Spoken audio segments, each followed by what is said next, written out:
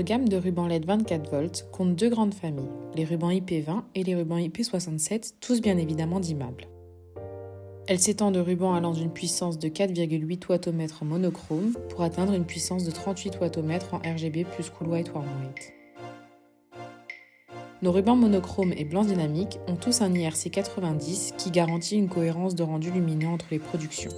Ils sont tous disponibles en 3 températures de couleur, 2700K, 3000K et 4000K. Pour rappel, l'IRC n'est pas applicable aux rubans couleur. Nos rubans IP20 sont composés d'un circuit imprimé sur lequel sont disposés différents types de LED, des 22-16, des 50-50 ou encore le type de LED le plus vendu, les 28-35. Nos rubans IP67 sont en tout point similaires à nos rubans IP20, à la seule différence qu'ils se trouvent dans une gaine en silicone transparente afin de garantir leur étanchéité.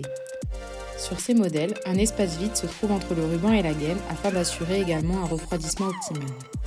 Attention en revanche, ceci n'empêche nullement la nécessité de coller les rubans sur un profilet alu afin d'éviter qu'ils ne surchauffent.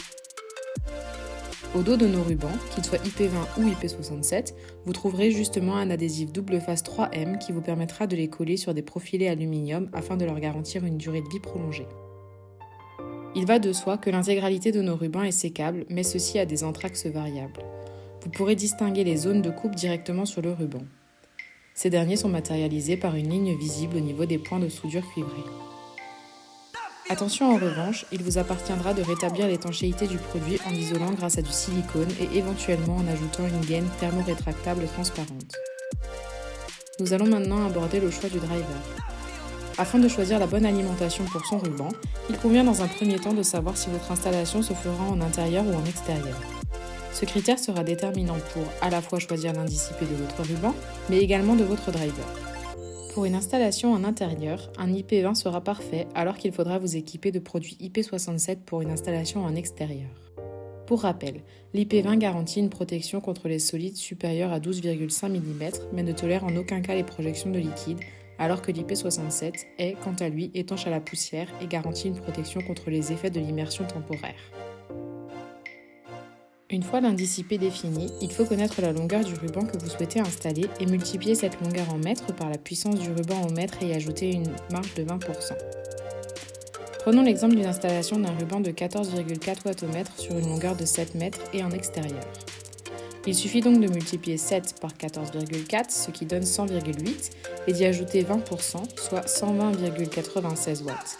Vous pourrez donc choisir une alimentation IP67 avec une puissance supérieure à 120,96 watts.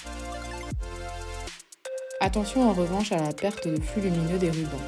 En effet, au bout d'une certaine longueur de ruban, on peut apercevoir une différence de flux lumineux entre le début du ruban, côté driver, et la fin. Nous vous recommandons de vous fier aux indications présentes sur nos fiches techniques et de ne pas dépasser les longueurs conseillées. Attention également de bien adapter la section des câbles présents entre le driver ou éventuellement le driver contrôleur et le ruban. Plus la distance séparant ces éléments est élevée, plus la section de câble devra également l'être. Vous trouverez un tableau explicatif sur notre site internet dans l'onglet Documents. Pour finir, sachez que nos rubans sont tous disponibles en rouleau de 5 mètres, mais que nos meilleures ventes, les rubans monochromes en 9,6 Wh et en 14,4 Wh, sont également désormais disponibles en rouleau de 30 mètres afin de faciliter la gestion des coupes et des chutes.